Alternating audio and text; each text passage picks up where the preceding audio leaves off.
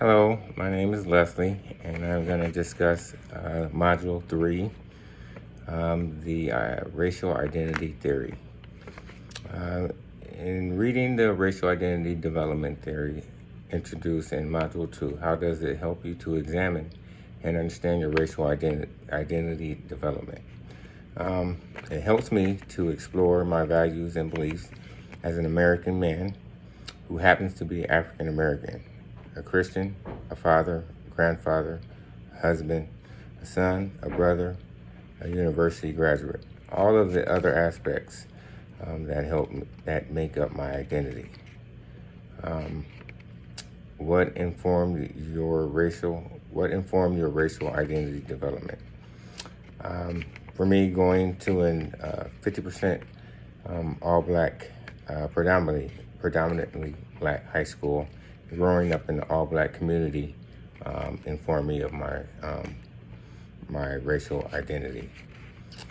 What is your role? What is the role of race in framing your racial identity? Explain when you first became aware of your racial self and how has it manifested.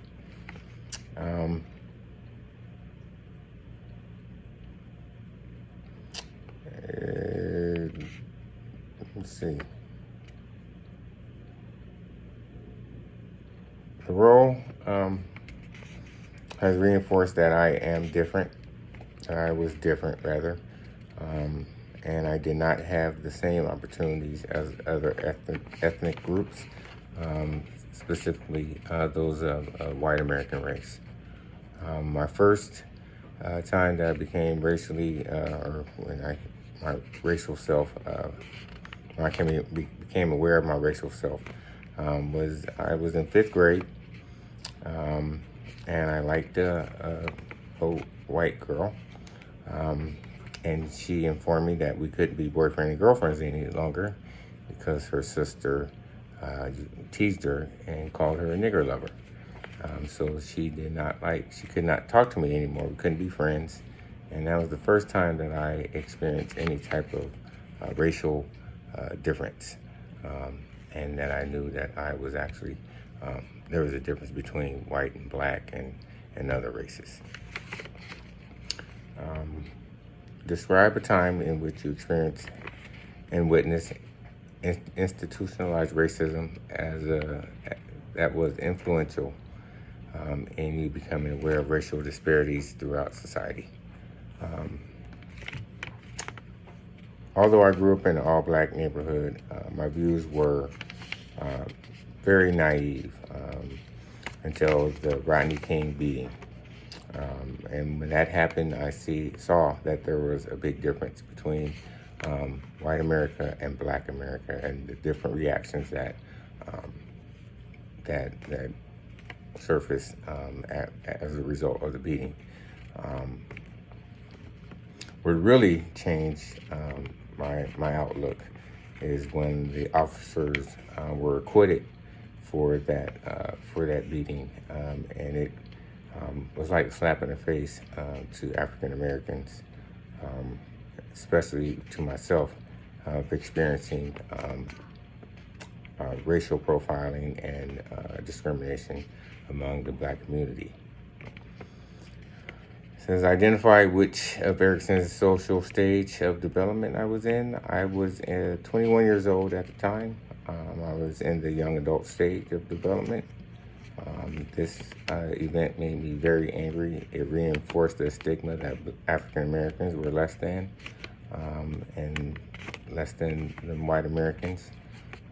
I also began, I kind of conformed to my culture, where in the black community, some people in the black community didn't go to school, and they kind of hung out and did drugs and just didn't have much motivation to work. Not that I didn't live in a working class environment, but among my culture, we just use drugs, and that's when my addiction really began and grew deeper. Since I identify and describe one action that I can take that perpetuates racial inequality. An article that I did find on racial inequality was an article called "Not in Our Town" by Margaret Mitchell. She states in the article, by being intricate, deliberate, and more involvement from those who are silent or remain silent, the healing process can begin and be accomplished. It talks about maybe being a voice and standing up for maybe not telling jokes, stereotypical jokes in the workplace or any place for that matter. But one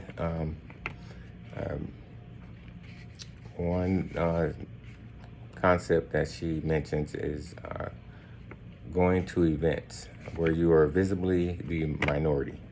I like that approach because I like to challenge people. I always like to push the envelope. I never want to believe that I am in a box. So because I am African American, I am more than that. I am, a lot of other qualities and have characteristics than just being an African American man. So I don't ever like to be put in the box. There's the stereotype that African Americans don't go skiing. Why not? Or they don't know how to swim or something like that. Why not? I go to hockey games. So I'm one that always pushes the envelope. So I would like to challenge people by being maybe the only minority at maybe a black tie event, or going to the opera, or to a ballet. Who's to say that African Americans don't do that? So I like to be outside of the box, or be something that people say that I can't be. So definitely would like to challenge people to maybe in their own belief systems, and maybe assess their own racial biases. Applying the CRT, describe one action that you can take to challenge. That's what we're doing. That's what I just did. All right. If you share the experience on institutionalized racism, thinking back on the situation, would you respond differently? I absolutely would respond differently. I would say that I believe that instead of getting upset, I believe that I could definitely, instead of reacting with anger and doing things that are harmful to my existence, my values and beliefs, what I could do differently now is the only way it seems like things will change is by on a macro level, lobbying, and going to council meetings, pushing for laws to make the police accountable for their actions, and responsible for what they do, rather than them just being let off or being acquitted. Implementing laws that make those behaviors punishable without them getting off. Going and just advocating for different laws that will protect individuals, not just African Americans or Hispanics, but all people. It should be fair and be equality, across the board. So it's a tall order, and it's not going to change overnight, but that's what I would do. Thank you.